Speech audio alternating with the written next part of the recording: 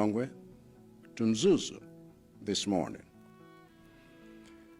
Although I stand before you with a heart too heavy for words, and though I know that you are all filled with more anxiety than words can soothe, I humbly beg your pardon and ask you to allow me to tell you what we know so far.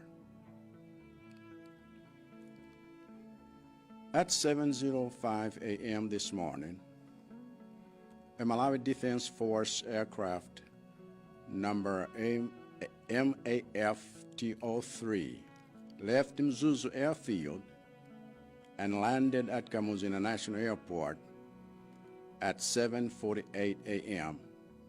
to carry the Honorable Vice President to Mzuzu to attend the funeral of former Attorney General and Minister of Justice, late Honorable Ralph Kasambala.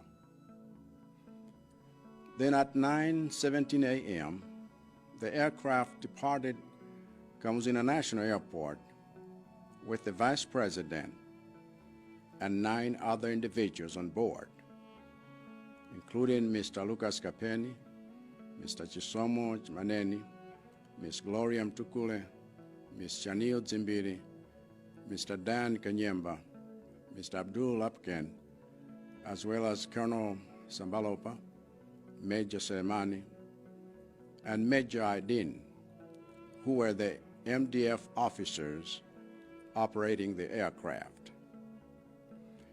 However, upon arrival in Mzuzu, the pilot was unable to land the plane due to poor visibility occasioned by bad weather. And aviation authorities advised the aircraft to return to Lilongwe. But the authorities soon lost contact with the aircraft. The MDF commander contacted me immediately, and I ordered him to effect a search and rescue operation and to give me a report within 4 hours. That report was given to me at 3 p.m., and by that time, it had been established using signals from telecommunication towers in the area that the plane was located somewhere within a 10-kilometer radius of Raiplai, which has since become the area of focus for the MDF search and rescue operation. I know that some media outlets have reported that the search and rescue operations has been suspended, but this is false. MDF soldiers are still on the ground carrying out the search, and I have given strict orders that the operation should continue until the plane is found. I have also directed the MDF officials who are overseeing the operation to give you, everyone, regular updates on how the operation is going so that you can all be informed about the progress of establishing what happened to our loved ones, our colleagues, and our fellow compatriots who were on board that flight. I know that this is a heartbreaking situation. I know that we are all frightened and concerned. I too am concerned. But I want to assure you that I am sparing no available resource to find that plane. And I am holding on to every fiber of hope that we will find survivors. We have already contacted our neighboring countries, as well as development partners, including the U.S. government, the British government, the Norwegian government, and the Israeli government, who have all offered support in different forms, including the use of specialized technologies that will enhance our capacity to find the plane sooner. and I am most grateful for this support. Until I address you again, I ask you to use the MDF updates as an official source of information so that you are not misled by hearsay. And more than anything, I ask you to pray for those who are on board and for their families. But come what may, I assure you that God is with us and will see us through this dark tunnel, especially if we stick together and help each other. Thank you all for listening, and God bless you. Amalawi azanga, pompano panangomaliza msonkhano wa dzidzidzi umene nayitanitsa wa nduna zonse kuti ndiwafotokozere iwowa ngakhalenso akuluakulu a boma zimene zachitika m'dziko mwathu kulingana ndi ndege imene yasowa koma itatenga vice president wolemekezeka bambo Saulos Klaus Chilima kuchokera ku Lilongwe kupita ku Mzuzu mawa lero. Ngakhale kuti ndayima maso panu mtima wanga uli wosweka kusowa mawu ndikhoza kulankhula, ndikudziwanso kuti inu nonse muli odzazidwa ndi nkhawa chifukwa ndilibe mawu amene ndikhoza kuchotsa nkhawa imeneyo. Ndikupemphani modzichepetsa kuti mundikhululukire, mundilole ndikuwuzeni zimene ndikudziwa pali pano. Mawa lero nthawi ya 5 minutes 7 kalowera angokwana, Malawi Defense Force anatumiza ndege yawo nambala MAFTO3 kuchokera ku Mzuzu ndipo inatera pa bwalo la ndege la Kamuzu nthawi ya 7:48 mawa omwe uno. Anabwera kuti adzatenge a vice president kupita nawo ku Mzuzu kuti akakhalepo pa maliro amene anali attorney general komanso nduna ya chilungamo malemu wolemekezeka Araf Kasambala. Ndiye amene imakwana 17 minutes 9 kalowera kwana, ndegeyo inanyamuka Kamuzu International Airport, inanyamula vice president komanso anthu ena 9 amene anali pa ndegeyo.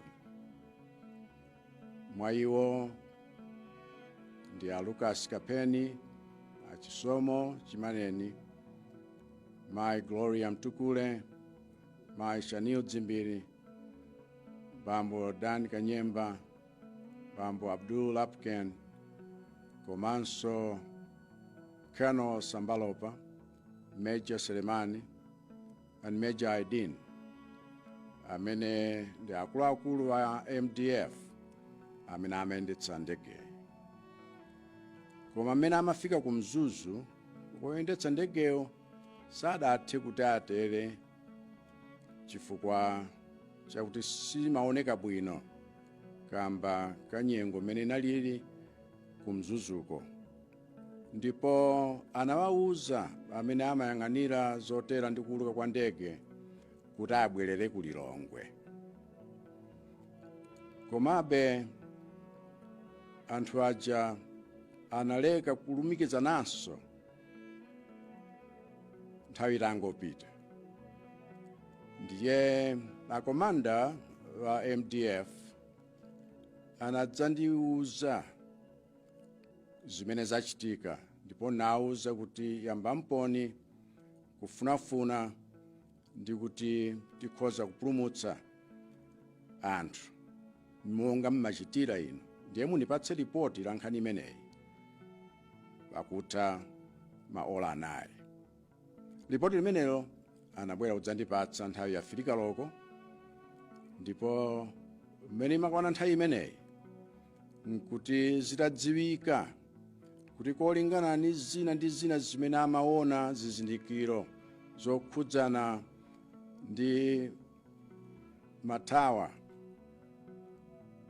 anaona kuti ndegeyo ikuoneka ngati ili mkatikati mwa mtunda wokwana 10 kilometers yozungulira library.